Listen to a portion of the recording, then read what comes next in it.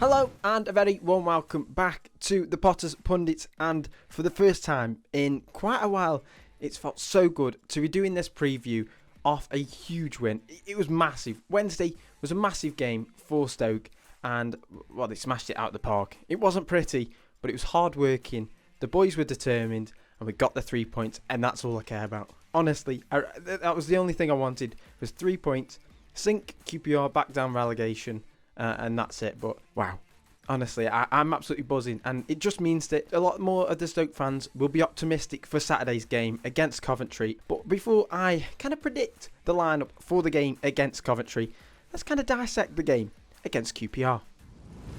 Now, like I said, it was absolutely massive that Stoke got the 3 points on Wednesday, and they did just that. They really did. I mean, it wasn't pretty, and there's a lot of stuff that maybe you'd look back on it and go, oh, come on, we were sloppy there. But all I cared about when going into this game was getting the 3 points, sinking down a team that are in and around the relegation like us, and just a battling performance that was total opposite of Blackburn game. Boys put their heart on their sleeve, and they did exactly that. And if I'm being honest, that kind of last 20 minutes where the ref somehow added 8 minutes added time, which was a very odd one, you saw it. Everyone put their bodies on the line. I mean, even players that just came subbed on and were on for kind of 10-15 minutes, they were getting in front of the goal, making sure that we don't concede. And it was such a battling performance that Stoke fans deserve at the end of the day in front of the home crowd. And there were so many times in that game where it was quite nervy. I think kind of the first half an hour in the game, it was a bit nervy, a little bit edgy, and in a way it was kind of replicated how a lot of the Stoke fans would have felt. I certainly did. I was really nervous coming into this one. We could have quite easily have slipped up and QPR capitalised. And yes, there was a few times where Smith or Smythe, who plays for QPR down the right, had a few of his moments, and we were a little bit open, but he didn't take his and we took ours. It was as simple as that. And you know what? I really don't care that it wasn't the kind of the prettiest or the nicest looking of performances, but it's a 1-0 win. The boys put the heart on the sleeve, and it's exactly what Stoke is all about. This game against Coventry is going to be massive. Of course it is. It allows us to build a little bit of momentum and maybe just move away from the relegation zone. And yes, it kind of means that maybe our season peters away and we're in mid-table, but we build on this. We work for what's going to happen next season, and who knows? Do you know what I mean? A lot of players might be going, you know what? I see a future now. I see maybe a team that kind of a couple of months back didn't have their own kind of identity about them. QPR game was massive, and I absolutely loved it. I was nervous, don't get me wrong, up until kind of the obviously 98th minute, until he blew his whistle. Honestly, I was so nervous, but it was a massive 3 points. So let's kind of dissect it a little bit more. I said about how kind of the first half an hour it felt, maybe you could say QPR were not the better team, but had a bit more of the chances, had the ball a little bit more, and troubled us more than we troubled them. But they didn't really do too much, if I'm being honest. But no, looking back at the game, yes, we were a little bit sloppy at times, but you know what? The game was all about putting our everything into it, giving your all for the 90 minutes, getting the 3 points, which we deserved. We really did. I mean, the kind of after the first half an hour of quite a nervy start to the game, the 15 minutes where we then got the goal before half time, it was all Stoke. We had the chances, and you can't say when we went into half time that we didn't deserve it off the back of that kind of last 15 minutes of the half. Then the second half was, yes, we didn't really create as much, but you know what? It was a great defensive display. It really was. We've obviously gone to kind of the 3 or 5 at the back, and it worked because that's kind of the first clean sheet in quite a while. I think it'll be kind of like the Ipswich game, something like that. Daniel Iverson will love that. It'll be absolutely over the moon with a clean sheet. And you know what? With there being another game that's at home, hopefully we can build that momentum. I'm looking forward to it. I really am. Look, maybe we won't play the nicest of football, but you know what? If the boys are going to put their heart on their sleeve, I prefer us to do that and get a 0-0 than look sloppy and be silly and maybe not wake up in a way in front of the home crowd and lose by quite a bit, which could happen. But I don't think it will. I really, really don't think it will.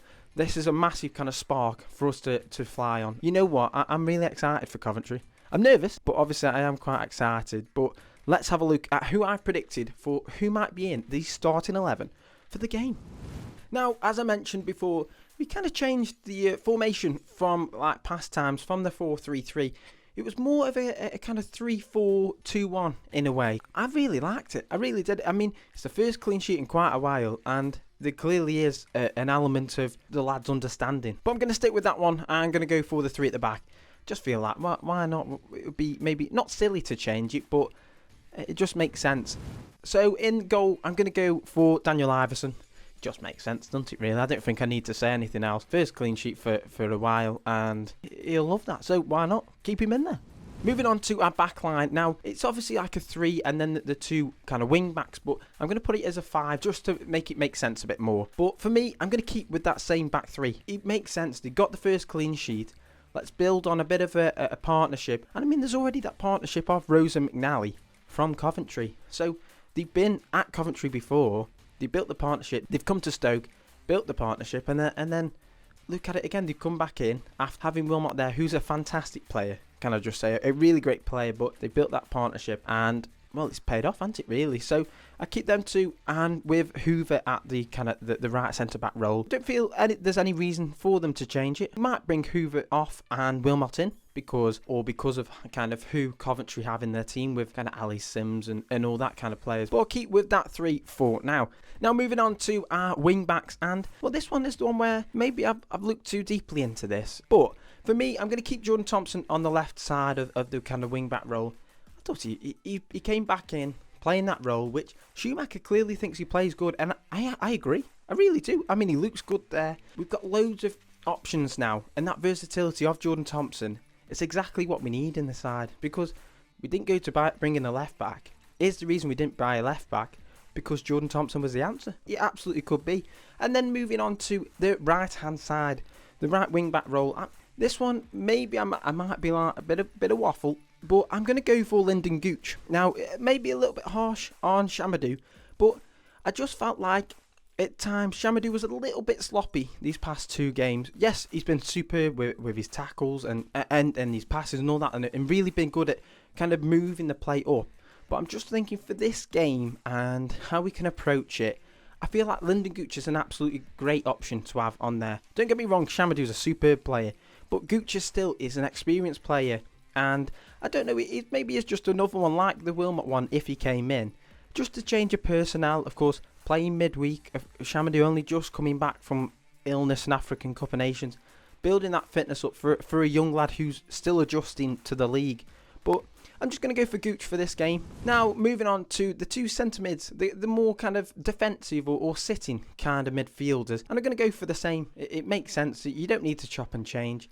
And I'm going to go for Berger and Baker. They were superb. They really were. Both of them have their own attributes, and it works superbly. I mean, of course, Berger did come off midway through the second half, which could be a hamstring thing, maybe. So that could then fault him and maybe cause him to be on the sidelines for now, and it's too soon, because a player like Berger, you don't really want to have him out for too many games, but then you don't want to throw him in if he has got a knock and then he's out for even more games, because he is massive. Honestly, it's a huge loss. If maybe Berger isn't there, I'd put Laurent on. I mean, he really did see that change when he came on. Kind of forgot it. I don't know why. I don't know what it was of having we have obviously so many midfielders at our disposal now that I kind of forgot that what Laurent brought to the table, and he was superb. He really was. He's another one where he's our captain. He put his heart on his sleeve. It might be a little bit of a difference because he's just building up his fitness still, but Laurent's a superb player, even if we did lose Berger. Now on to the more attacking centre mids, the cams in a way. Yes, you could say maybe they're like wingers, but it's a bit more of a narrow role that they've got in a kind of a 3-4-2-1 formation. Sitting a bit more in kind of helping both the midfield and Niall Ennis up front. But I'm going to keep the same. Maybe a little bit controversial of, you know what, we've got loads of options. Why would you do that? Maybe we didn't create as many chances. But for me, I just felt like Junho and Kundal both provide the options. And yes, I can see where people come from, where we didn't create loads and maybe Junho and Kundal didn't offer as much as what they should do. But I just felt like that's the kind of what's still coming to grips. Because at the end of the day, That's the first time they played in that role in the Stoke team. And it was just one of them where, you know what, I just went, we can build on it and see where they're going. And I thought John Ho was superb. We have to bear in mind that he's a young lad as well, still learning about the game, as in the Championship, I mean. And his footwork's amazing. And maybe he does need to offer us a little bit more, as in the assists and goals-wise, but that comes from starts. And then over on the other side with Luke Cundle, I said it last week, he doesn't have to bring loads and loads to the table. Maybe he knows that he could have brought that more attacking flow to the game. There's times at Plymouth where he did it, which is how he brought his assist and all that lot, and his goals, is where obviously he builds the play up and provides that option between obviously defence and attack, but also the midfield and stretching the play and really opening up the lines. And then on to who starts up top. And you know what? I thought his display, even though he didn't even score, I thought he was superb. I really did. Niall Ennis is absolutely going up front for me. In a way, I was thinking about it of what kind of player is maybe on the ball, hasn't got us the goals yet because obviously he hasn't been in the team. And I was thinking about it whilst watching the game, and it was one of them where, do you know when like kind of Jacob Brown was always doing that constant running and was pressing them or really being kind of quite a hassle to defenders? That's what Niall Ennis was looking like, just really getting stuck in. And it's one of them where what we needed in the game against QPR was hard work, determination, and players putting their heart on their sleeve. And that's what Niall Ennis did. He really, really did. I mean, he's got his goal against Blackburn. Hopefully he can kickstart from that. And if we can add goals to his game, which he's already done for the Potters, yeah, I think he'll really be a fan favourite. So for me, Niall Ennis absolutely up top. So there we have it then. That's the team I've gone for. Only one change to the team, and it's obviously Gooch coming in for Shamadou. A really fantastic display on Wednesday. I hope that carries on Saturday. But for now, I'll see you guys later. I hope you enjoyed.